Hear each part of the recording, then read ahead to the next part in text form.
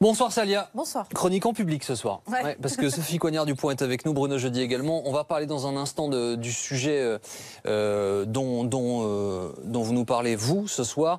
Les difficultés de travailler à Matignon, a priori, l'enfer de Matignon qui a souvent été décrit, une expression en est d'ailleurs née. Vous avez enquêté sur les conditions de travail de ceux qui bossent au service du Premier ministre. Oui, ça va mal. Ça va mal à Matignon. Le gouvernement a été formé le 17 mai 2017, donc il y a un an. Et aujourd'hui, c'est la dépression carrément dans les cabinets et particulièrement dans celui du Premier ministre. Beaucoup de départs. Alors j'ai regardé, selon le journal officiel, on a tout épluché. Il y a 4 conseillers qui ont quitté Matignon pour diverses raisons. 14 secrétaires ont été réaffectés à d'autres postes. Nous, on a rencontré 2 personnes qui bossent toujours à Matignon. Mais elles sont mortes du burn-out, elles sont fonctionnaires, ne peuvent donc pas témoigner à visage découvert. Leur voix a aussi été modifiée car elles ont peur des conséquences après la diffusion de ce témoignage.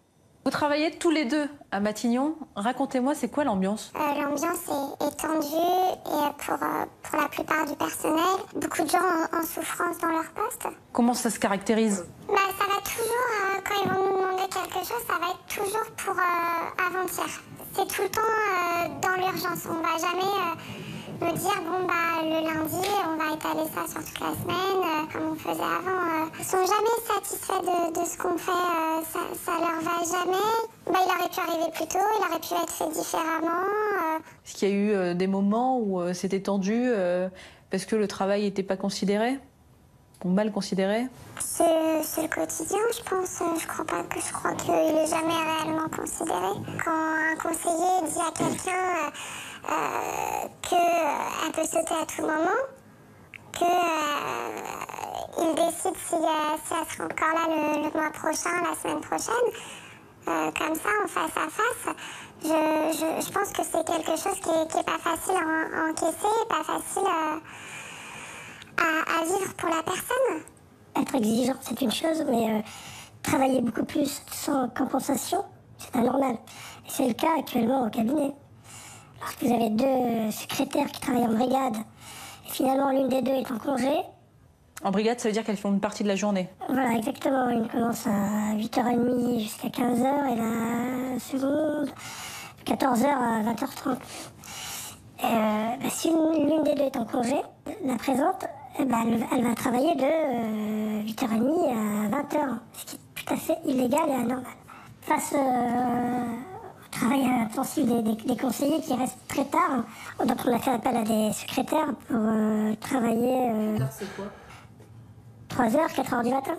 Donc les filles font leur brigade la journée, enchaînent sur la nuit et renchaînent le lendemain sur leur brigade. C'est pas possible ça. Vous souriez, mais c'est pas possible. Si, c'est possible. Si, bien sûr. Mais quand est-ce qu'elles dorment? De 5h à 7h du matin,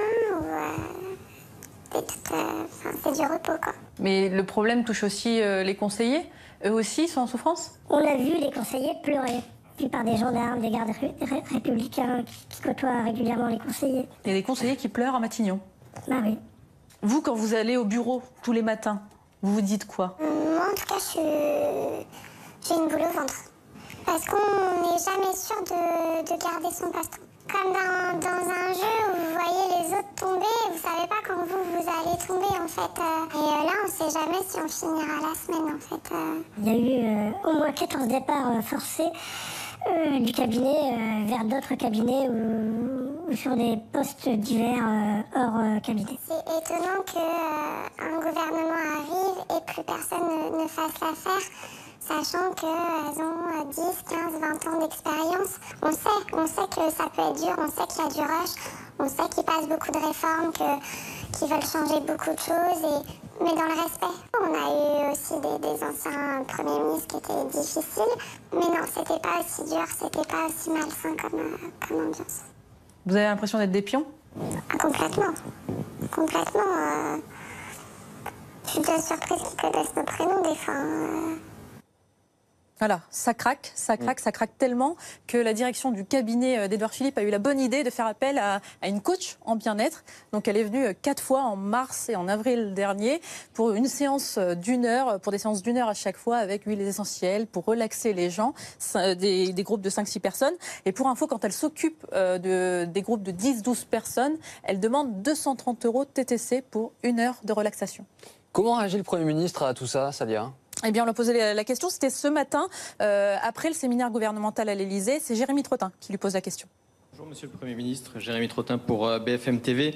Je me fais le porte-voix de la rédaction de BFM TV qui a recueilli plusieurs témoignages, 2 témoignages précisément des membres du personnel de Matignon qui sont visiblement proches du burn-out et qui racontent des conditions de travail extrêmement difficiles dans lesquelles donc, ils travaillent actuellement dans votre cabinet. Pression, manque de considération, journée de travail interminable. On a compté depuis mai dernier 4 conseillers et 14 secrétaires ont quitté Matignon pour diverses raisons. En matière de bien-être au travail, n'est-ce pas au plus haut sommet de l'État de montrer l'exemple? Voilà la question. Et réponse d'Édouard Philippe en 1 minute et 19 secondes.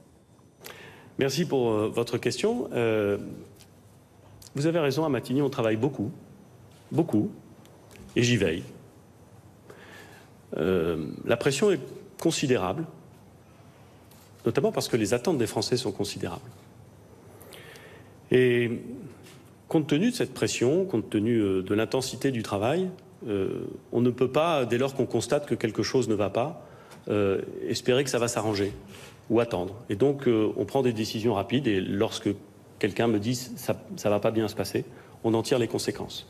J'attire votre attention sur le fait que lorsque on demande à quelqu'un de partir, il est réaffecté dans un autre poste administratif. Il ne s'agit pas de licenciement, il s'agit simplement d'une réaffectation dans un autre poste administratif. Parce que voyez-vous, à cet endroit, c'est l'intérêt du service qui prime. Et je peux vous dire que, vous citez 2 déclarations, que l'ensemble des retours que j'ai d'un très grand nombre des personnels de Matignon, vous savez qu'il y a énormément de gens qui travaillent pour les services du Premier ministre, montre qu'il y a un engagement total, un très grand niveau de confiance et un engagement total au service des Français. Et j'entends que cet engagement total et que cette exigence totale soit maintenue. Je l'assume. Voilà, pour résumer, à Matignon, c'est marche ou crève. Salia Braclia tous les soirs dans Grand Angle.